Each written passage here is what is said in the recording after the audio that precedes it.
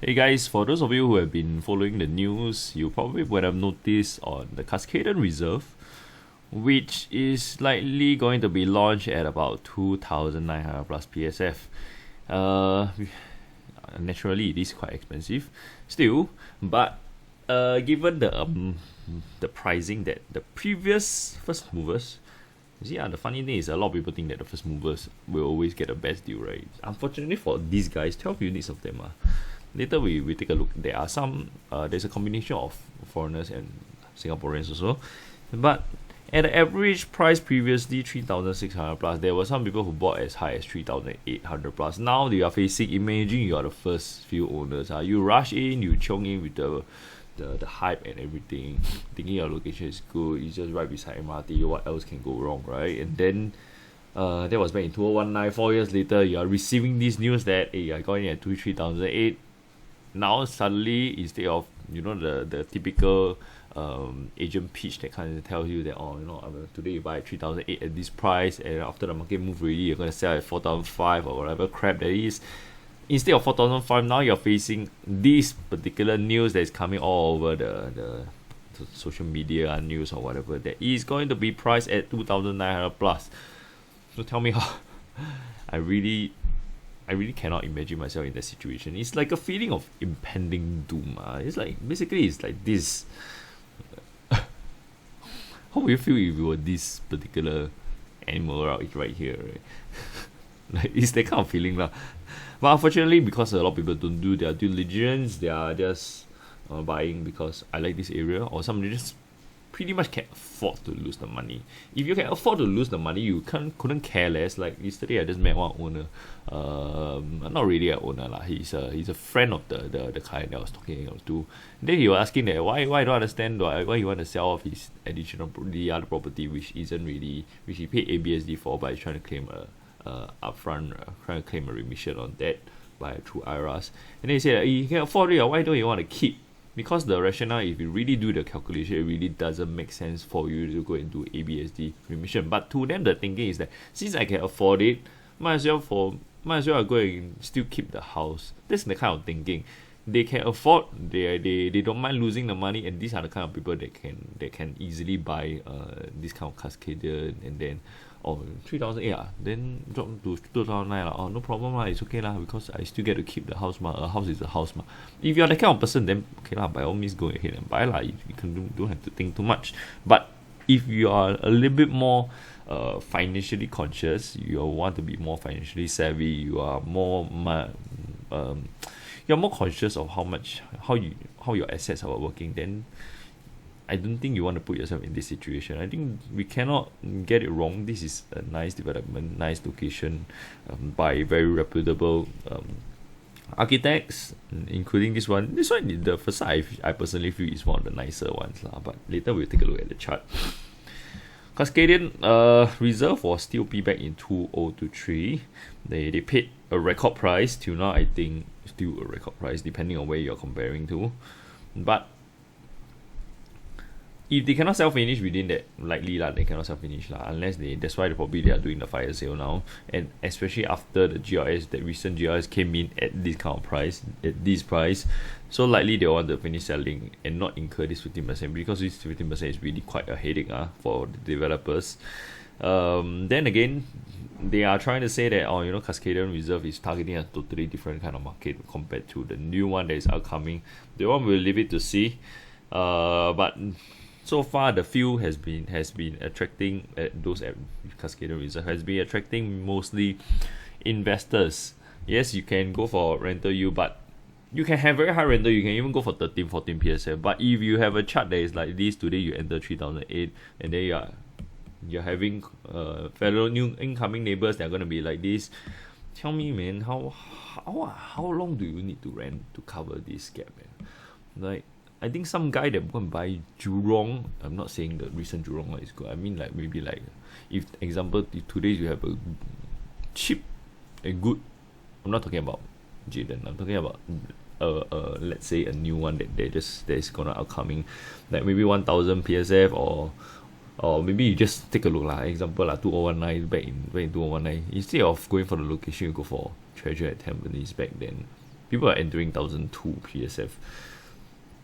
And then even if they rent out at much lower rental yield, all these guys are going to be making way more money over these few years than you probably will be renting to cover this loss from 3,008 to 2,900. So if you still don't understand the math, simple, just take out a piece of paper, write down the numbers, you will really understand what I mean. If not, then please go and seek the relevant professional advice, because all these are not small amounts of money, unless like what I say, you are the kind of rich uncles that really can't really give a damn. To you, a property count is a property count. Your aim is to play Monopoly in real life. You want to play more, you want to chalk up more as many property as possible, regardless of whether is it performing or not. Then please go ahead and go and buy lah. No need. I don't think you even need to sit down and watch this video. You'll be just wasting your time. So this is the existing buyer profile of Cascaden Reserve. There's a small percentage, probably all of them, or at least maybe only 2 of them are foreigners. Singaporeans, don't ask me why are Singaporeans still buying this, but unfortunately, I still don't really understand.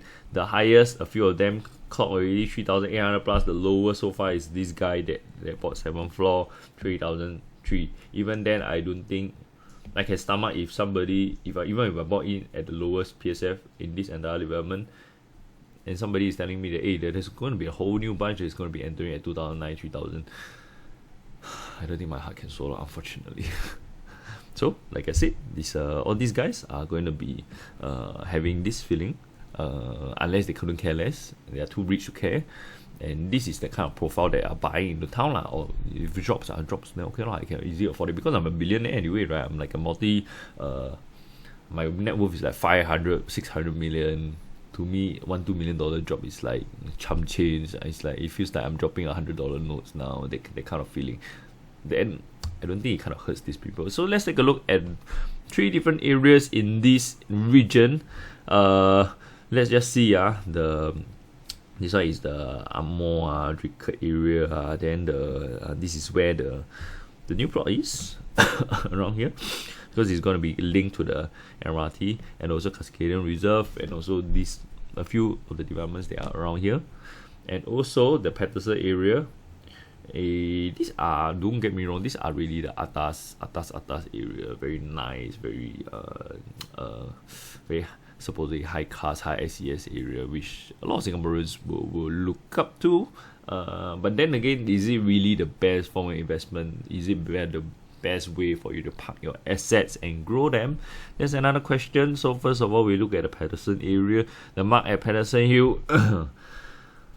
This is one hell of a roller coaster ride. The rest have been pretty much flat. I think it's quite straightforward. You can see for the chart, if it's going flat, it's not a protection of your assets, because over the years 2011 to now, there's been all these 13, 14 years. How much has chicken rice went up? How much has your average, even your all your other necessities, your eggs, all these other things. Let's talk about even the basics, even transport. How much has it even gone up? Will this be even enough to cover your inflation? Unless, like what I say, your businesses and everything else is making so much money that you couldn't care less about what your properties are how your properties are going to perform. If not, then going sideways is going to be a big concern, especially if you are taking loan over the years. Then we take a look at also the Cascaden area, the Orchard Boulevard area, and 21 Anguilla Park. Unfortunately, all these are nice, really very nice developments. Don't get me wrong, but nice show flat, nice end product does not always mean by now you guys should already know. Nice end product, nice show flat does not always mean a nice performance in terms of asset progression. Cascaden Reserve, we are seeing this likely. What we are going to be seeing is over here. So I don't think it's like a repeat of the chart here. So it seems that there's a recurring trend of this kind of thing happening. So I don't understand why are people trying to get it in. And even at this price, 2,009, 3,000, given a lease like this whole 99 years, is it still a bargain? Like what a lot of people think, because property is not as simple as today we are at this location at this PSF and then it looks brand new. Therefore, it is going to be more. Therefore, it has quite a lot of value. Even that at this price, I really don't think it's going to be a good deal. No matter what a lot of people think, because if you really look at the numbers, you look over Singapore, there's a reason why it's going to be selling at this price, and especially given the new upcoming GLS is getting in 2009 3000 for Cascaden Reserve really such a good deal as what many people think it is. The rest are going sideways. This one is almost going actually down. All these are, I can see that the rest we are not really performing well, unfortunately. Later we will take a look at a chart that I would say consider good development. May or may not be freehold, but there's the kind of chart that you want to see, because these are the kind that can build your assets substantially. Sculptura Armor, before you think, hey, this is Armor area is like, wow, this is amazing, we should be buying into this, because out of the rest that we've seen, these two, a lot of them are going flat or going downwards, but there are two of them, which is Armor 3 and also Sculptura Armor. Both of them are going up. But before you think that way, remember Sculptura Armor, one up, one down. Other, can it be go down again? What are the chances? I don't think it's surprising, right? Same goes for this one. Armor 3 come down, finally goes up again, and this is too much of a steep ride already. This, when you see this kind, I wouldn't think that it's a good investment, because most likely it's a one-off. It's some xiao lang come in and beat high prices. But there's only how many xiao langs are there in this world lah? You gotta be really lucky to hit like 10, 20 consecutive xiao langs for you to exit next time. But so chances of this going to keep going up, is it going to be like this, or is it going to be like this? That's the question. You wouldn't want to get into something like this. The rest are pretty much flat. I purposely throw in one 99 years over here, because we need to be comparing Cascaden Reserve, which is 99 year over time. So those guys that are going to be holding longer 99 years, then don't be surprised if this kind of thing happens to you lah. Okay, so an example of a good development we will want to take a look is like this. You see, over the years, it has been really steady going up, whereas we don't want something that is more like a heart attack. Okay, and also this, especially when we are talking about millions of dollars involved. We are not talking about tens of dollars, hundreds of dollars. We are talking about millions of dollars involved. Especially most of us are, salary workers. You don't want to be, let's just say making a few $1,000s to tens of $1,000s a month. You don't want to be having your asset fluctuation of like, hey, this quarter is going to be worth $2 million. Next quarter is going to be worth 1.6 million. Next quarter is going to be worth 2.1 million. Next quarter is going to be worth 1.5 million. That is too much of a roller coaster, right? Because eventually, when you do have to exit, will it be the right time for you to exit for whatever reasons, retirement, relocation purposes, or any other liquidation for any other purposes? But you don't want to be caught off guard. This is the kind of development that we want to aim for, because this is a healthy, good asset, and this definitely helps to basically hedge against inflation. I wouldn't say hedge against inflation. This is more than enough to beat inflation very, very comfortably. So let's take a look at the land prices, or rather land bid results over the years in certain areas. So this is Cascaden Reserve back then in 2018. Given the good location, you can see there were a hell lot of bids. The hell lot of bids back then does not always mean, despite what a lot of people tell you, that it does not always mean that there's a very good, yes, there is demand. But the demand may not always be rational. Because you take a look at this, after all these years, after this is about 5 years or 5.5 years, instead of the typical, the pitch that we just tell you, the land is going to be more expensive. Land will not always be more expensive, because it really depends more than just age. It really depends on a lot of other factors, supply, and also general demand for the area, which in this area is not exactly that hot. That's why the CCR, the main core CCRs are really struggling. By now you should know there are a lot of different kinds of CCRs, so let's not dwell into that. Over 5 years, instead of appreciating of 32%, which other people have seen more than that, instead of appreciating that, it has dropped 32%. That means the newer 99 years, both of them are 99 years, the newer 99 is going to be worth cheaper. Why is it like this? What's the rationale behind this? Why are so many people buying into that nonsense pitch that land will always be more expensive just because it's new? it's not always like this. There are a lot of other factors you have to weigh and then to compare that. In the first place, are the developers bidding a good price or not? There is Orchard Hill and also Rivier previously. Rivier was launched or rather awarded about 2 years earlier than Orchard Hill, and the land price is actually cheaper, even though they are not really side by side kind of thing, but they are really pretty much nearby already. But I wouldn't want to see this in mind. This is actually quite sad lah. Okay, so in this case, which is a better deal? Which is a better deal? I'm not saying that this is a better deal, but comparatively, this is gonna be a better deal than this. But just in case for those of you who are waiting, you can wait for this. But does this guarantee at this price, and given the track record of this area, does it mean that even if you get in here, it's going to give you this movement? Is it going to give you this kind of movement, or will it continue to give you this kind of movement where you're going sideways? That's the thing. Unless you're a rich uncle, like what I said already, rich uncle auntie, you can't be bothered, you just want to buy a location because you can afford it. Okay. On the other hand, you have the Clementi side, the 3 plots side by side, which I think is very interesting. The first one will be Clement Canopy, followed by Clermont, followed by the new one that has not been up yet. There are a lot of nonsense ads up. Come on, I have quite a lot of inquiries telling me, hey, TT, which one? That one is this new launch coming up already. It's called Clementi Avenue 1 Residence. I'm like, hello. The developers, they themselves don't even know the name yet. The rogue agents, what I call these are rogue agents. I really call them rogue agents. They're trying all kinds of patterns to fish your appetite, to hook you early on. So please don't buy into it. The name is not out yet. The developers haven't released anything. This piece of land was only sold back then. Here, give them some time to think lah. Your boss give you work to do, you also don't do it immediately, right? Most of you lah, I mean, I do fast lah, but not everyone is like this. That's what I learned over the years. That's why sometimes you get disappointed. But yeah, give them some time, especially you're talking about hundreds of millions kind of project, and factor in the whole thing is like $1 billion kind of project. Give them some time to think. Don't rush, guys. When the information up, it's gonna be up. Don't buy into the stupid ads that you see all over the internet.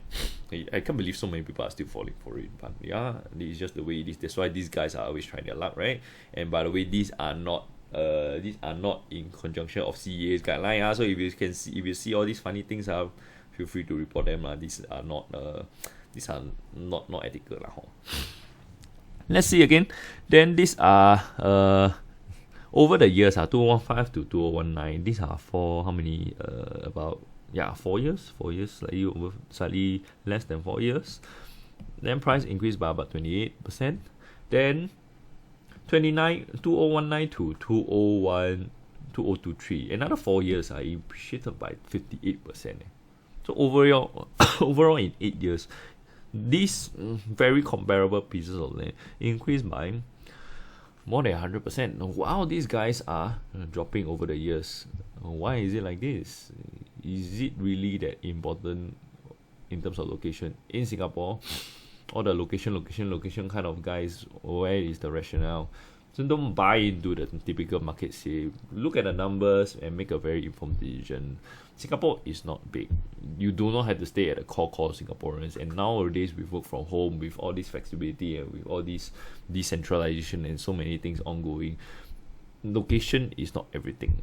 Please note, follow where the demand is, follow where the numbers is there. I think that is where the logical investors should be heading in terms of direction. Then the other one will be Toa Payoh, the recent one that came out within a span of a few years or so. There has gone up by 55%. Same thing. Why this one Toa Payoh? Of course, Toa Payoh is a good location. This is way better location, but it's not doing as well. This is even doing worse. Why is it that way? So is there something that a lot of us are still having a lot of misconceptions in terms of understanding the landscape in Singapore real estate?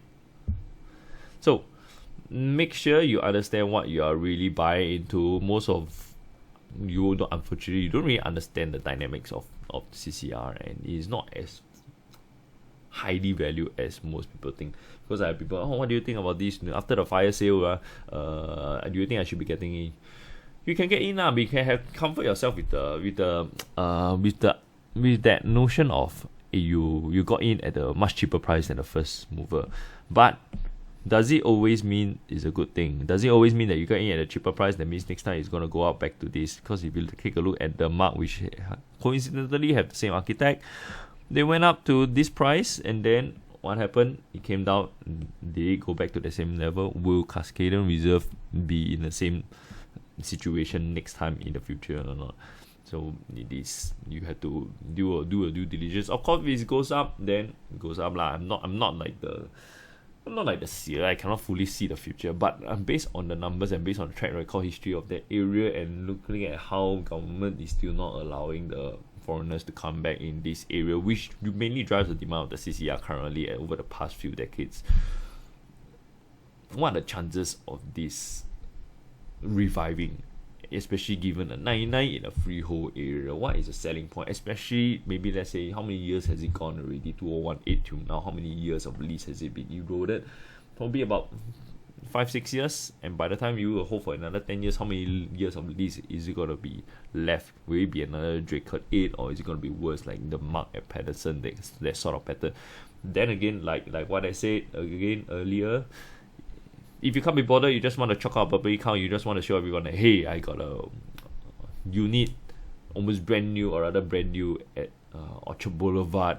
What about you? Okay, then if you're that kind of person, I think you shouldn't even be watching this channel. Your group of friends probably, you and your group of friends can't be bothered to don't waste time on my channel. I think you have better things that you guys can do. Probably go and shop for Lamborghinis, go and shop for Ferraris, go and play around with them, go and burn more fuels. And that will be your pastime, rather than watching this kind of boring YouTube videos trying to justify why the Singapore real estate is the way it is, because you're making way more money, or rather you can afford to lose more money than the rest of us. The rest of us, we are concerned about, we are trying to avoid losses of a few 100,000 to millions, but you are like, I can afford to lose millions, so why do you need to spend time on this?